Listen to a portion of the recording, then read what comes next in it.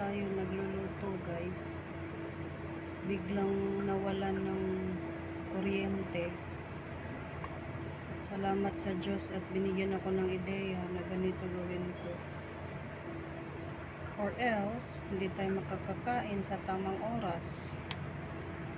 Yung admin din alarm sa amin. Ayan, 10 minutes more. Baka pagkatapos nito, okay na din yung electricity. Kaya, salamat Lord sa ideya. Thank you Holy Spirit.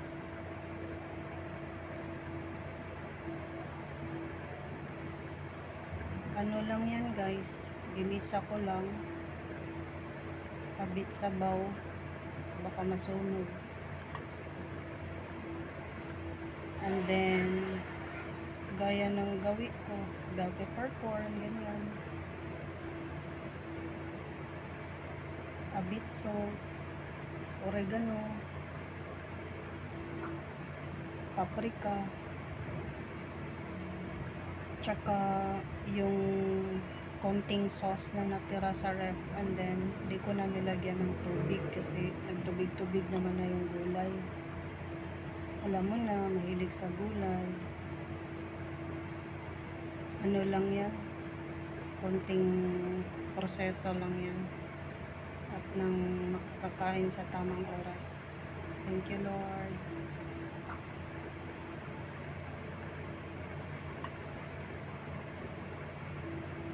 Ayan, kumukulo.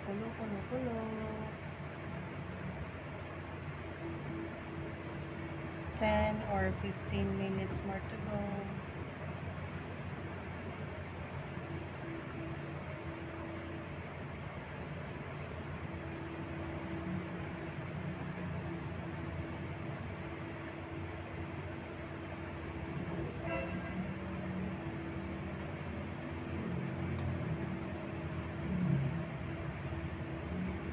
At least merong paraan, or else nagutom ang ating tiyan. Ayan, naririnig nyo yung generator.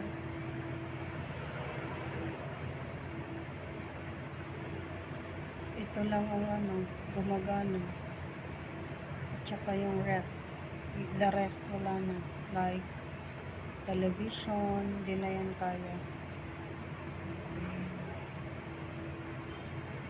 May mga part na pwede, kaya dito ako pwede. Merong part na hindi. Pero electric fan, isa lang. Tsaka yung ilaw. At least yung ref hindi na walang. Or else, yung mga food masisira. Ay naku. Ayan, malapit na yan guys. Kumukulo. Hudyat na yan na pwede na natin i-serve. Siguro mga 5 minutes. Slowly.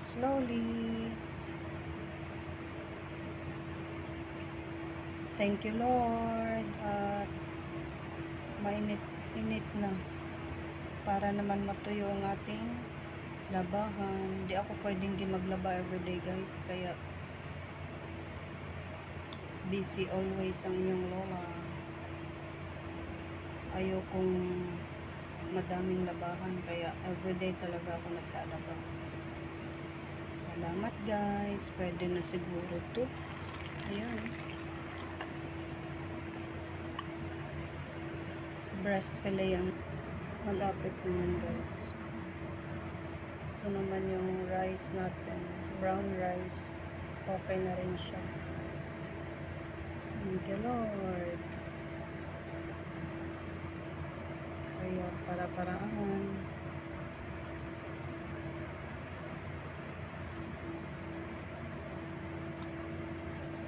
Ako kasi talaga sa cooking guys, cleaning, washing, lahat na. secretary lang ako dito. May asawa, siya yung sa budgeting. Ako naman sa marketing, ako taga-gastos. Sa about computer sa kanya. This time, wala kaming internet. Nawalan nga ng kuryente. Kaya, tsaga-tsaga muna.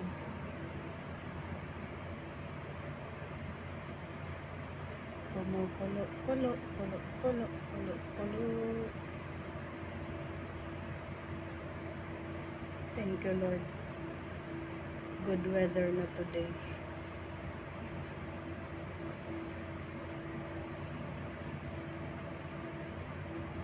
Wala na yung bagyo. Praying for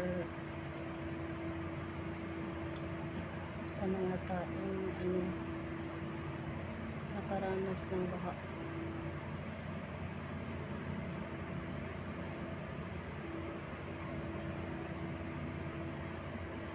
Salamat sa Diyos at sa amin walang baha dito. Thank you, Lord, sa safety palagi. Ayan na. Salamat ka. Tinikman ko na yun, guys. Tama na yung panlasa ko. Huwag over.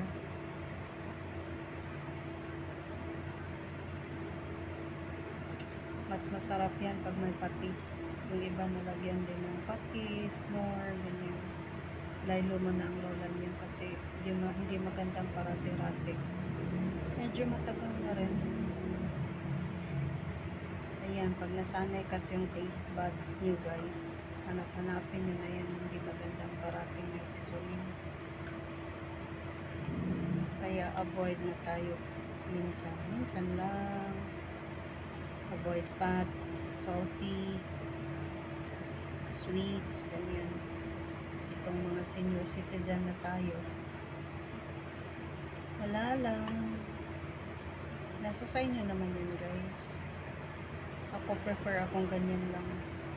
Normal lang yung lasa.